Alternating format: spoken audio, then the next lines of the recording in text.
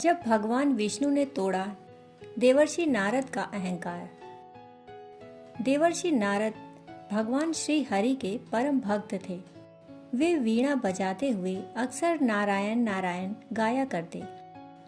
वे भगवान श्री हरि के पास कभी भी बेरोक टोक आ जा सकते थे। एक बार देवर्षि नारद के मन में यह विचार आया कि वे ही भगवान श्री हरि विष्णु के सबसे बड़े भक्त हैं, क्योंकि वे भगवान के ही नाम का उच्चारण व गान किया करते हैं।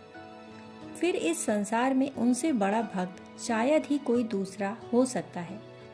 यह विचार कर देवर्षि नारद भगवान विष्णु से मिलने क्षीर सागर पहुंच गए। उन्होंने भगवान श्री हरि को प्रणाम किया। भगवान विष्णु बोले, आपका यहाँ आना कैसे हुआ देवर्षि? देवर्षि नारद बोले, भगवान मेरे मन में एक विचार आया है, एक प्रश्न आया है जिसका समाधान मैं आपसे चाहता हूँ। भगवान बोले, हाँ क्यों नहीं, आपका प्रश्न क्या है देवर्षि? तब देवर्षि नारद कहने लगे, हे भगवान, मैं यह जानना चाहता हूँ कि इस संसार में आपका सबसे बड़ा भक्त कौन है? सर्वज्ञ भगवान विष्णु देवर्षि नारद के यह प्रश्न पूछने का प्रयोजन समझ गए। वे जान गए कि देवर्षि नारद को अपनी भगवत भक्ति का अभिमान हो गया है। अस्तु उनके मन से इस अभिमान को निकाल बाहर करना आवश्यक है, क्योंकि अभिमान भगवत भक्ति के मार्ग में एक बहुत बड़ी बाधा है। भगवान यह भली भांति जानते थे कि देवर्षि नारद उनके परम भक्त हैं। उनकी भक्ति के कारण ही देवर्षि नारद भगवान को बहुत प्रिय थे। अस्तु अपने भक्त के कल्याणार्थ भगवान ने उनके अभिमान को दूर करने का एक उपाय सोचा और बोले, देवर्षि नारद, आपके प्रश्न के समाधान के लिए आपको मेरे साथ मृत्युलोक चलना होगा। देवर्षि नारद बोले, ठीक है भगवान, मैं मृत्युलोक चलने को तैयार हूँ। भगवान विष्णु देवर्षि नारद को लेकर मृत्युलोक चल पड़े।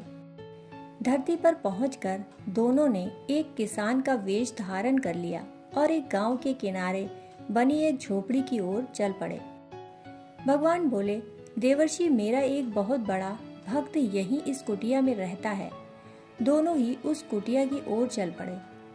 उन्होंने देखा कि एक किसान कुटिया के बाहर एक खूंटे में अपनी गाय को बांध रहा है और उसके मुख से हरि हरि गोविंद का स्वर भी निकल रहा है।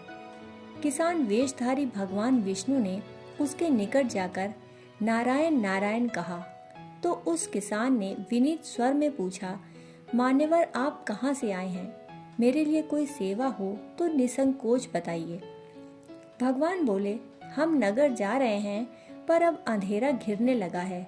वन में जंगली पशुओं का डर है, इसलिए आपके यहाँ रात भर का आश्रय चाहते हैं। यह सुनते ही उस किसान का चेहरा खुशी से खिल उठा, मानो उसे कोई अनमोल वस्तु मिल गई हो। वह बोला, भद्रजन, यह तो मेरा अहोभाग्य है कि आप मेरा आतिथ्य स्वीकार करेंगे। यह तो भगवान की बड़ी कृपा है कि उन्होंने मुझे आप जैसे भद्रजन की सेवा का सौभाग्य प्रदान किया। आप दोनों मेरी कुटिया में चलिए और जो भी रूखा सूखा मेरे घर में है उसे स्वीकार करने की कृपा कीजिए। किसान उन दोनों को कुटिया के बाहर एक चारपाई पर बिठाकर कुटिया के अंदर गया और अपनी पत्नी से कहा, देवी, अपने घर 2 अतिथि आए हैं। किसान की पत्नी उस समय अपने बच्चों को भोजन परोसने जा रही थी।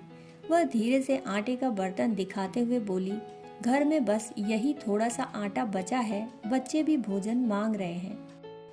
किसान बोला, अभी बच्चों को भोजन मत परोसो, पहले अतिथि भरपेट खा लें तो फिर बच्चों को देखेंगे। उधर भगवान विष्णु और देवर्षि नारद दोनों किसान और उसकी पत्नी का सारा वार्तालाप सुन रहे थे। फिर भी परीक्षा लेने के लिए दोनों भोजन के लिए बैठ गए। दोनों ने भरपेट भोजन किया, पर देवर्षि नारद सोचने लगे कि यह सीधा साधा गृहस्थ भगवान का सबसे बड़ा भक्त भला कैसे हो सकता है। उधर श्री हरि ने किसान से और भोजन लाने की फरमाइश कर दी। वे बोले, मेरा पेट अभी नहीं भरा, क्या और भोजन मिलेगा? किसान रसोई में गया और जाकर पत्नी से पूछा, कुछ और भोजन बचा है क्या? अब तो भोजन और आटा भी समाप्त हो चुका है। बच्चों के लिए भी रोटियां या आटा नहीं बचा। हम दोनों ने भी अभी भोजन नहीं किया, पर हाँ, बच्चों के लिए मैंने कांजी बनाई है, बस वही शेष है। किसान ने कहा, चलो उन्हें कांजी ही पीने को दे देते हैं, जिससे वे दोनों तृप्त हो सकें। किसान ने उन दोनों को कांजी पीने को दी। कांजी पीकर दोनों तृप्त हुए। उस किसान के दिव्य भाव को देखकर दोनों आह्लादित हुए। उस रात किसान और उसके परिवार को भूखे ही सोना पड़ा। उधर भूखे बच्चे माँ का आंचल थाम कर कह उठे, माँ नींद नहीं आ रही, हमें जोर की भूख लगी है। पिताजी ने उन अतिथियों को कांजी भी क्यों पिला दी। किसान ने बच्चों के सिर पर हाथ फेरते हुए कहा, पुत्र, अतिथि को भोजन कराना स्वयं भगवान श्री हरि विष्णु को भोग लगाने के समान है। हमारे घर अतिथि आए हैं, यह तो हमारे लिए बड़े सौभाग्य की बात है। कुटिया से बाहर चारपाई पर विश्राम कर रहे श्री हरि और देवर्षि नारद यह सारा वार्तालाप सुन रहे थे। तब भगवान श्री हरि बोले, आपने सुना देवर्षि, किसान और उसके परिवार को भोजन नहीं मिला, पर फिर भी वह मेरे गुण गा रहा है। इस पर देवर्षि नारद बोले, भगवान यह तो कुछ भी नहीं, मैंने तो कई दिनों तक भूखे रहकर आपका स्मरण किया है, ध्यान किया है, भजन किया है, गुणगान किया है। सुबह हुई और उन दोनों ने देखा कि किसान भगवान विष्णु की मूर्ति के सामने हरि हरि गोविंद गा रहा है। वह कह रहा था, हे प्रभु, तुम सदा मेरे मन में बसे रहो, बस मुझे और कुछ नहीं चाहिए। भगवान नाम स्मरण कर वह किसान कुटिया के बाहर चारपाई पर बैठे भगवान विष्णु और देवर्षि नारद जी के पास आया और बोला, हरि की बड़ी कृपा है, वही जग का रखवाला है। प्रभु की कृपा से रात को आप दोनों को कोई कष्ट तो नहीं हुआ। जब तक आपका जी चाहे आप दोनों यहाँ रहें, अभी मैं खेत पर जा रहा हूँ। भगवान बोले, यदि तुम्हें आपत्ति ना हो तो हम भी तुम्हारे साथ चलेंगे। देवर्षि नारद और भगवान विष्णु किसान के उस खेत पर उसके साथ गए। किसान बोला, यही है अपना खेत, अब मैं अपना काम करूँगा। वह किसान खेत में काम करता जाता था और हरि हरि गोविंद गाता जाता। ऐसा लगता था मानो वह खेत में काम भी भगवान की पूजा के साथ से कर रहा हो। जब शाम हुई तो वह घर चलने को तैयार हुआ। देवर्षि नारद बोले, तुम तो सत्पुरुष जान पड़ते हो, भगवान के बड़े भक्त लगते हो, हर घड़ी भगवान का ही नाम लेते हो, खेत में काम करते हुए भी हरि नाम का गान करते हो। तब वह किसान बोला, मेरे पास भला भक्ति के लिए समय कहाँ है। मैं तो बस यह मानता हूँ कि जो भगवान पूरे जगत के मालिक हैं, वे ही हमारे खेत के भी मालिक हैं।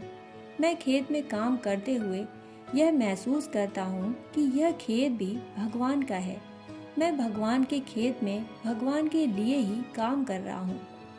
फिर वह बोला, मुझे भगवान की विधि विधान पूर्वक पूजा भक्ति के लिए भला समय ही कहाँ मिलता है। तब देवर्षि नारद ने पूछा, फिर तुम्हें भगवान का नाम लेने का समय कब कब मिलता है। किसान बोला, सुबह उठता हूँ तब, रात को सोता हूँ तब, और दिन में काम करते हुए भगवान का स्मरण भर कर लेता हूँ। इसके अतिरिक्त मैं भगवान का स्मरण या पूजा भक्ति भला कहाँ कर पाता हूँ। तब श्री हरि विष्णु देवर्षि नारद से बोले, देवर्षि, अभी आप किसान की भक्ति के विषय में किसी निष्कर्ष पर पहुँचने से पूर्व एक काम करें। भगवान ने एक कलश को तेल से लबालब भरकर देवर्षि नारद को दे दिया और बोले, देवर्षि, आप इसे अपने सिर पर रखकर बिना हाथ लगाए सामने वाली पहाड़ी तक ले चलें। पर ध्यान रहे, इस कलश में रखे तेल की एक बूंद भी जमीन पर गिरने न पाए। देवर्षि नारद बोले, यह कार्य सहज तो नहीं है, पर आपकी कृपा हो तो कुछ भी असंभव नहीं। यह कहकर देवर्षि नारद ने कलश सिर पर रखा और पहाड़ी की ओर चल दिए। देवर्षि नारद पहाड़ी तक गए और लौट आए। भगवान बोले, लौट आए देवर्षि, ठीक है, अब आप यह बताएं कि इतनी दूर जाने और आने में आपने कितनी बार मेरा नाम स्मरण किया। देवर्षि नारद बोले, एक बार भी नहीं भगवान, करता भी कैसे? मेरा सारा ध्यान तो तेल और कलश की तरफ लगा हुआ था। मेरा सारा ध्यान तो इस बात पर था कि कलश से एक बूंद तेल भी नहीं टपकना चाहिए। तब श्री हरि बोले, तब आप स्वयं सोचे नारद, वह किसान दिन भर कठिन श्रम करता है, फिर भी 2-4 बार मेरा स्मरण जरूर करता है। यही नहीं, वह जो कुछ करता है उसे मेरा ही कार्य समझकर करता है। इस तरह देखें तो वह कभी मेरा विस्मरण करता ही नहीं। अब आप ही बताएं देवर्षि, उस किसान को कैसा भक्त मानना चाहिए? श्री हरि भगवान विष्णु की बातें सुनकर और किसान की भगवत भक्ति को देखकर देवर्षि नारद के अंतःचक्षु खुल गए। वे श्री हरि के चरणों में नतमस्तक हो गए और बोले, प्रभु, आपने आज पूरी तरह मेरी शंका का समाधान कर दिया। मैं आज यह मान गया कि संसार के झंझटों, संकटों, संघर्षों के बीच रहकर भी जो आपका स्मरण करते हैं वे ही सबसे बड़े भक्त हैं। वे ही आपके सबसे बड़े भक्त हैं। फिर भगवान विष्णु और देवर्षि नारद वहां से अंतर्ध्यान हो गए। कहानी सुनने के लिए आप सभी का बहुत बहुत आभार। फिर मिलते हैं ऐसी ही कहानी के साथ। तब तक के लिए धन्यवाद।